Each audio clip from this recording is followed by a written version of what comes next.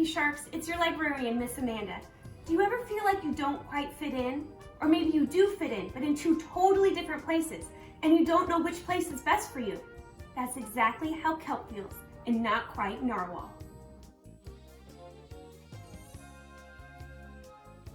Not Quite Narwhal by Jessie, Sima. Kelp was born deep in the ocean. He knew early on that he was different from the other narwhals. His tusk wasn't as long as everyone else's. He had different tastes in food, and he wasn't a very good swimmer. But his friends didn't seem to mind, so Kelp decided he wouldn't either. That is, until he was swept away by a strong current. I wish I were a better swimmer. Kelp found himself at the surface, closer to land than he'd ever been before. High up on a cliff, he spotted a mysterious, sparkling creature. It looked so familiar.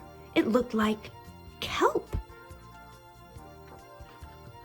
Kelp swam towards land as fast as he could, which wasn't very fast at all, hoping that he could catch up with the creature that looked just like him.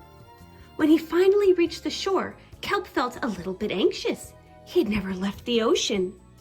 He was nervous about walking for the first time, but the land creatures made it look so easy.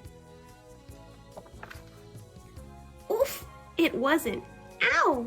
Eventually, he got the hang of it. Everything on land was strange and beautiful, but also kind of scary. Kelp began to think he might never find the creature that looked just like him, but as he stumbled out of the forest, land narwhals! Actually, we're unicorns, and by the looks of it, so are you. Kelp had never heard of unicorns before.